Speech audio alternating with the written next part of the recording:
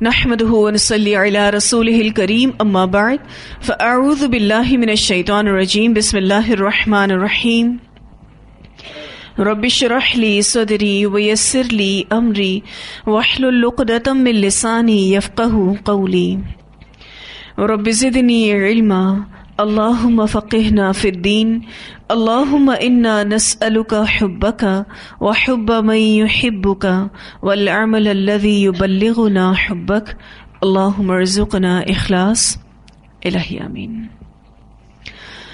پچھلا lesson number 20 تھا اور یہ سورۃ البقرہ کا جو آیتوں کا حصہ ہے، آیت نمبر 142 سے لے کر 150 تک، 142 سے 150 تک انشاءاللہ۔ اس کی ہم نے 148 تک آیات کر لی ہیں۔ آگے اللہ تعالیٰ فرماتے ہیں وَمِنْ حَيْثُ خَرَجْتَ، اور جہاں کہیں سے نکلو تم، فَوَلِّ وَجْهَكَ، تو پھیر لیجئے اپنا چہرہ، شطر المسجد الحرام، طرف مسجد حرام کے۔ جہاں سے بھی کوئی نکلے، ویسے یہاں پر ابھی خطاب دوبارہ رسول اللہ صلی اللہ علیہ وسلم سے ہے کہ جہاں سے بھی آپ نکلیں گے تو آپ اپنے چہرے کو مسجد حرام کی طرف پھیر لیں گے، چاہے کسی کے گھر سے نکلیں یا اپنے گھر سے نکلیں، کسی محلے سے نکلیں، کسی بھی شہر سے نکلیں، کسی ملک سے نکلیں، جہاں کہیں سے بھی نکلیں، نماز پڑھنی ہے تو پھر رخ قبلے کا کرنا ہے، یعنی خانہ کعبہ کی طرف کرنا ہے۔ وَإِنَّهُ، اور بے شک وہ لَلْحَقُّ، البتہ حق ہے، مِن رَبِّک، تیرے رب کی طرف سے۔ وَمَا اللَّهُ، اور اللہ تعالیٰ نہیں ہے، بِغَافِلٍ، غافل، اما اس سے جو تعملون، تم عمل کرتے ہو۔ ہوا یہ تھا کہ مسلمانوں کو جب خانہ کعبہ کا قبلہ بنانے کا حکم دیا گیا تو اس کا قبلہ بن جانے کے بعد، یعنی کعبہ کا قبلہ بن جانے کے بعد مدینہ میں ایک فتنہ برپا ہو گیا تھا، مدینہ منورہ میں ایک فساد ہو گیا تھا۔ اہل کتاب اور منافقین اور مشرکین طرح طرح کی باتیں بنانے لگے تھے اور مختلف قسم کے شک اور شبے بھی ڈال رہے تھے۔ اتنی باتیں وہ بنانے لگے تھے، تو اس طرح کے ایٹماسفیئر کو ختم کرنے کے لیے، اس طرح کی فضا کو ختم کرنے کے لیے اور مسلمانوں کے دل اور دماغ میں یہ بات بٹھانے کے لیے کہ کعبے کا حکم جو آیا ہے کہ اس کو قبلہ بناؤ، یہ اب مسلمانوں کا قبلہ ہے اور یہ ہمیشہ کے لیے مسلمانوں کا قبلہ ہے۔ اس چیز کو بتانے کے لیے اللہ تعالیٰ نے اس حکم کی تکرار کی۔ اب جیسے آیت 149 میں آپ یہ دیکھ رہے ہیں کہ رسول اللہ صلی اللہ علیہ وسلم سے اللہ تعالیٰ خطاب کر رہے ہیں۔ اب دوبارہ آپ دیکھیے وَمِنْ حَيْثُ، اور جہاں کہیں سے، خرجتا، تم نکلو، فولی، تو پھیر لو، وجہ کا، اپنا چہرہ، شطر المسجد الحرام، طرف مسجد حرام کے۔ پہلی آیت میں آپ صلی اللہ علیہ وسلم سے خطاب تھا، اب اس دوسری آیت میں امت مسلمہ سے خطاب ہے۔ تو آپ دیکھتے ہیں کہ اللہ نے اس حکم کو تکرار کے ساتھ بیان کیا۔ تو نمبر 1 اگر آپ یہاں لگا لیں، آیت نمبر 149 میں فولی وجہ کا شطر المسجد الحرام، حالانکہ یہ بات تو پیچھے ہو چکی، پیچھے آپ پڑھ چکے نا، آیت نمبر 144 میں آپ نے کیا پڑھا تھا؟ آپ صلی اللہ علیہ وسلم کو اللہ تعالیٰ نے کہا کہ فولی وجہ کا شطر المسجد الحرام، اور پھر اس کے بعد آیت نمبر 145 میں تمام مسلمانوں سے کہہ دیا گیا کہ سب کے سب اپنا چہرہ مسجد حرام کی طرف پھیر لو، تو بات تو مکمل ہو گئی تھی، لیکن دوبارہ تکرار آئی ہے، ٹھیک ہے؟ اور دوبارہ تکرار میں دوبارہ سے اللہ تعالیٰ سب سے پہلے رسول اللہ صلی اللہ علیہ وسلم سے مخاطب ہیں کہ آپ اپنا رخ کعبے کی طرف کر لیں۔ حالانکہ جب نبی اکرم صلی اللہ علیہ وسلم کو کوئی حکم دیا جاتا ہے وہ کن کن کے لیے ہوتا ہے؟ سب مسلمانوں کے لیے ہوتا ہے، لیکن پھر مسلمانوں کو الگ سے بھی حکم دیا جا رہا ہے وَمِنْ حَيْثُ خَرَجْتَ فَوَلِّ وَجْهَكَ شَطْرَ الْمَسْجِدِ الْحَرَامِ۔ پھر اللہ نے تمام امت مسلمہ کو انفرادی اور اجتماعی دونوں طرح سے مخاطب کر کے کہا کہ مسجد حرام کا رخ کر لیا کرو جب بھی نماز پڑھو۔ وَحَيْثُ مَا كُنْتُمْ فَوَلُّوا وُجُوهَكُمْ، جہاں کہیں بھی تم ہو، فولو، تو پھیر لو۔ اب دیکھیں اجتماعی طور پر بھی کہا جا رہا ہے، انفرادی اور اجتماعی دونوں طور پر امت مسلمہ کو کہا جا رہا ہے کہ خانہ کعبہ کی طرف منہ کر لو، جب بھی نماز پڑھنی ہے. تو امت سے اس لیے کہا جا رہا ہے کہ ہر امت سے تعلق رکھنے والا شخص اور ہر صاحب دعوت شخص جو اسلام پر چل رہا ہے اس کے لیے ایک مستقل مرکز کا وجود اب کون سی جگہ ہے؟ خانہ کعبہ. یہ ایک مستقل مرکز کا وجود رکھتی ہے. تو امت مسلمہ کو مخاطب کر کے اس لیے بھی کہا جا رہا ہے کہ خانہ کعبہ تمہارے لیے اب مرکز کی حیثیت رکھتی ہے. اس آیت کا جو اگلا حصہ ہے اس میں اللہ تعالیٰ کہتے ہیں لِأَلَّا يَكُونَ لِلنَّاسِ، تاکہ نہ ہو یا رہے للناسی لوگوں کے لیے علیکم تمہارے خلاف حجتن کوئی حجت. اللہ نے اس حکم کی تکرار اس لیے بھی کی ہے تاکہ لوگوں کے پاس تمہارے لیے کوئی حجت نہ رہے، یعنی مخالفین کے اعتراضات کا ازالہ ہو سکے. جو مخالفین ہیں نا ان کی بات کا جواب دیا جا سکے. بار بار اللہ تعالیٰ نے اس حکم کو دہرایا ہے. للناس سے مراد یہاں پر مشرکین بھی ہیں اور اہل کتاب بھی ہیں. للناس سے مراد مشرکین اور اہل کتاب ہیں. اچھا، اہل کتاب اپنی کتاب کے ذریعے کیا بات جانتے تھے؟ قبلے کے بارے میں کیا بات جانتے تھے اہل کتاب؟ کہ آخری نبی کا قبلہ خانہ کعبہ ہوگا. اب اہل کتاب اپنی کتاب کے ذریعے جانتے تھے کہ خاتم النبیین جو ہوگا، جو آخری نبی ہوگا، اس کا قبلہ کعبہ ہوگا. اگر قبلہ بیت المقدس ہی رہ جاتا تو اہل کتاب کو حیرانی ہوتی اور وہ آپ صلی اللہ علیہ وسلم کی نبوت پر شک کرتے، چونکہ اہل کتاب جانتے تھے اس بات کو کہ آپ صلی اللہ علیہ وسلم کا قبلہ خانہ کعبہ ہوگا. اگر یہ نہ ہوتا چینج اور بیت المقدس ہی رہتا تو اہل کتاب کیا کہتے؟ یہ کیسے ہو سکتا ہے؟ آخری نبی کا قبلہ تو خانہ کعبہ ہونا تھا، یہ کیسے ہو سکتا ہے؟ یہ آپ صلی اللہ علیہ وسلم کی نبوت پر شک کرتے. اس لیے اللہ تعالیٰ کہتے ہیں کہ اللہ نے اس خانہ کعبہ کو تمہارے لیے قبلہ بنا دیا لِأَلَّا يَكُونَ لِلنَّاسِ عَلَيْكُمْ حُجَّةٌ، تاکہ لوگوں کے پاس تمہارے لیے کوئی حجت نہ رہے. دوسرا لوگوں سے مراد میں نے آپ سے ذکر کیا مشرکین. مشرکین یہ دعویٰ کرتے تھے کہ محمد صلی اللہ علیہ وسلم ابراہیم علیہ السلام کے پیروکار خود کو کہتے ہیں، تو پھر ان کا قبلہ کیوں نہیں اختیار کرتے؟ اگر قبلہ بیت المقدس ہی رہتا تو مشرکین کو بھی حجت کرنے کا موقع ملتا. اور وہ حجت کیا ہوتی کہ اگر یہ کہتے ہیں کہ ہم ابراہیم علیہ السلام کے پیروکار ہیں تو پھر قبلہ کیوں نہیں ابراہیم علیہ السلام والا؟ ابراہیم علیہ السلام کا قبلہ کون سا تھا؟ خانہ کعبہ. ٹھیک ہے. اور یہ اللہ جو ہے اس کو اگر ہم تھوڑا سا کھولتے ہیں تو یہ لام زیر لی اور پھر یہ ہے ان اور پھر یہ ہے لا. لکھیں اپنے پاس، اللہ کے نیچے لکھیں لام زیر لی، پھر ان الف اور نون، ان اور پھر لکھیں لا. ایکچولی یہ لی اللہ جو ہے نا اس طرح سے بن گیا. یہ تھا لی ان الف اور نون لکھیے ان اور لا. لی کا ترجمہ ہوتا ہے تاکہ، اور ان کا ترجمہ بھی کہ. تو لی ان کا ترجمہ کیا ہو گیا؟ تاکہ. اور لا کا ترجمہ نہ. ٹھیک ہے جی. تو نہ اہل کتاب کے پاس کوئی حجت رہے اور نہ مشرکین کے پاس کوئی حجت رہے. الا الذین، سوائے ان لوگوں کے ظلموا جنہوں نے ظلم کیا، منہم ان میں سے. حجت کون کرے گا؟ جو ظالم ہوگا. یعنی حقیقت کو جاننے کے باوجود بھی جو حجت کرے، جو تنگ کرے، تو پھر وہ ظالم ہے. تو ظالم لوگ بھی ہو سکتے ہیں، حجت کر سکتے ہیں، تنگ کر سکتے ہیں. یہاں سے ایک فہم بہت اچھا نکلتا ہے، وہ یہ کہ انسان کو اچھا کام کرتے جانا چاہیے. جو اچھی نیت والے ہیں وہ آپ کے ساتھ ہو جائیں گے، اور جو بری نیت والے ہیں ان کو آپ مطمئن نہیں کر سکتے. ہمیں اچھا کام کرتے جانا چاہیے. جو اچھے لوگ ہوں گے، اچھی نیت والے ہوں گے، وہ آپ کے ساتھ ہو لیں گے. لیکن جو برے لوگ ہوں گے، بری نیت والے ہوں گے، آپ ان کو چاہے جتنا بھی مطمئن کرنے کی کوشش کریں وہ مطمئن نہیں ہوں گے.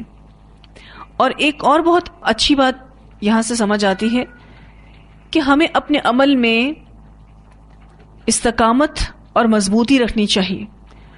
آپ کبھی کوئی کام کریں اور کبھی کوئی کام نہ کریں تو لوگوں کو ہمارے خلاف کیا ملے گی؟ پھر حجت ملے گی. مثلا ہم کبھی اچھے بنے ہیں کبھی برے بنے ہیں تو ظاہر لوگ کہیں گے کہ ایسے ہوتے ہیں دیندار لوگ. تو اللہ تعالیٰ کہتے ہیں کہ اپنے عمل میں استقامت رکھو. بات تو یہاں چونکہ قبلے کے حوالے سے ہو رہی ہے کہ جہاں بھی مسلمان جائے رخ قبلے کا یعنی خانہ کعبہ کا کرے گا تاکہ دوسرے لوگ ان پر باتیں نہ بنا سکیں.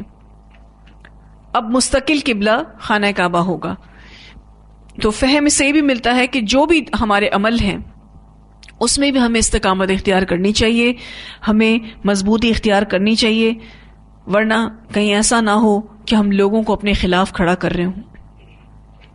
لیکن جو ظالم لوگ ہیں وہ تو کھڑے رہیں گے, پریشان کرنے والے لوگ تو ویسے بھی ہر جگہ موجود ہوتے ہیں. کبھی کبھی وہ اتنا پریشان کرتے ہیں کہ دل بے چین ہو جاتا ہے, لیکن اپنے عمل پر ڈٹے رہنا چاہیے مستقل مزاجی کے ساتھ. تو خلاصہ اس آیت کا یوں کریں گے, آیت 149 میں نمبر 1 لگایا آپ نے, آپ صلی اللہ علیہ وسلم سے خطاب ہے, ٹھیک ہے. اور آیت 150 میں آپ دیکھیے فَوَلِّ وَجْهَكَ شَطْرَ الْمَسْجِدِ الْحَرَامِ, اس پہ دوسرا نمبر لگائیں. یہ کس سے خطاب ہے؟ امت مسلمہ, ٹھیک ہے, انفرادی طور پر. اور وَحَيْثُ مَا كُنْتُمْ فَوَلُّوا, یہ جمع کا صیغہ ہے, تم سب پھیر لو, تو یہ اجتماعی طور پر امت مسلمہ سے اللہ تعالیٰ خطاب کر رہے ہیں کہ جہاں کہیں بھی مسلمان جائے گا نماز پڑھنے کے لیے قبلے کا تعین کرے گا. اور اس میں میسج ہے کہ یہ مرکز کی حیثیت رکھتا ہے. اور اس میں لِأَلَّا يَكُونَ لِلنَّاسِ عَلَيْكُمْ حُجَّةٌ سے ایک تیسری وجہ بھی سامنے آ رہی ہے کہ اللہ تعالیٰ نے مخالفین کے اعتراضات کا ازالہ کیا ہے, لوگوں کے منہ بند کیے ہیں ایک طرح سے, کیونکہ یہود ورنہ اپنے علم کے مطابق باتیں کرتے اور مشرکین اپنے علم کے مطابق باتیں کرتے. آگے اللہ تعالیٰ فرماتے ہیں فَلَا تُنَا تَخْشَوْهُمْ, تم ڈرو ان سے ڈرنے کی ضرورت نہیں ہے جو مخالفت کرتے ہیں. وَخْشَوْنِي, اور ڈرو مجھ سے. یعنی اللہ تعالیٰ زیادہ حقدار ہیں کہ اس سے ڈرا جائے, اس لیے صرف اور صرف اللہ سے ڈرنا چاہیے, لوگوں کی پرواہ نہ کی جائے. وَلِأُتِمَّ نِعْمَتِي, اور اس لیے کہ میں پورا کر دوں اپنی نعمت کو, علیکم, تم پر. یہاں نعمت سے مراد 3 ہیں. نمبر 1 دین اسلام, جس کا ذکر آتا ہے سورۃ المائدہ آیت نمبر 3 میں. نعمتی سے ایک مراد دین اسلام, سورہ المائدہ آیت نمبر 3, الیوم اکملت لکم دینکم واتممت علیکم نعمتی ورضیت لکم الاسلام دینا.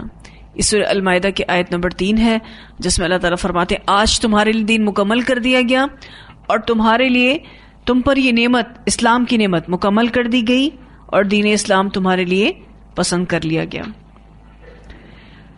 دوسری نعمت سے مراد یہاں پر تحویل قبلہ کا حکم ہے.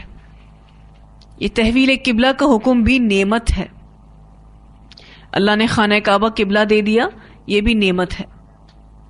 ایک مرکز دے دیا, مسلمانوں کو اتحاد اور یکجہتی کا ایک معاملہ دے دیا اللہ تعالیٰ نے. اور تیسری نعمت آپ صلی اللہ علیہ وسلم کی بعثت, جس کا ذکر انشاءاللہ بھی اگلے لیسن میں آئے گا.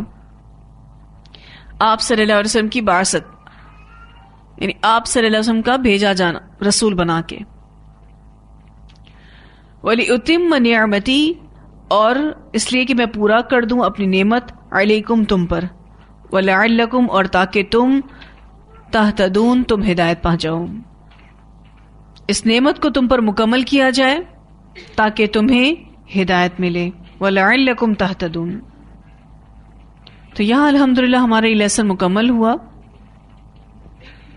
ان آیات کی اب تلاوت سنیں گے انشاءاللہ. وَكَذَلِكَ جَعَلْنَاكُمْ أُمَّةً وَسَطًا لِتَكُونُوا شُهَدَاءَ عَلَى النَّاسِ ويكون الرسول عليكم شهيدا وما جعلنا القبلة التي كنت عليها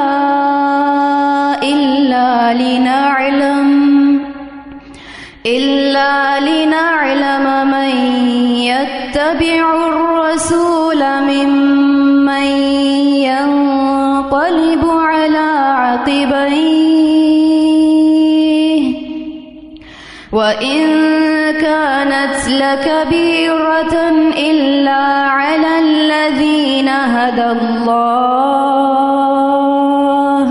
وما كان الله ليضيع إيمانكم إن الله بالناس لرؤوف رحيم قد نرى تقلب وجهك في السماء فلنولينك قبلة ترضاها فول وجهك شطر المسجد الحرام وحيث ما كنتم فولوا وجوهكم شطره وإن الذين أوتوا الكتاب ليعلمون أنه الحق من ربهم وما الله بغافل عما يعملون ولئن أتيت الذين أوتوا الكتاب بكل آية ما تبعوا قبلتك وما أنت بتابع قبلتهم وما بعضهم بتابع قبلة بعض ولئن اتبعت أهواءهم من بعد ما جاءك من العلم إنك إذا لمن الظالمين الذين آتيناهم الكتاب يعرفونه كما يعرفون أبناءهم وإن فريقا منهم ليكتمون الحق وهم يعلمون الحق من ربك فلا تكونن من الممترين ولكل وجهة هو موليها فاستبقوا الخيرات أينما تكونوا يأت بكم الله جميعا إن الله على كل شيء قدير ومن حيث خرجت فول وجهك شطر المسجد الحرام وإنه للحق من ربك وما الله بغافل عما تعملون ومن حيث خرجت فول وجهك شطر المسجد الحرام وحيث ما كنتم فولوا وجوهكم شطره لئلا يكون للناس عليكم حجة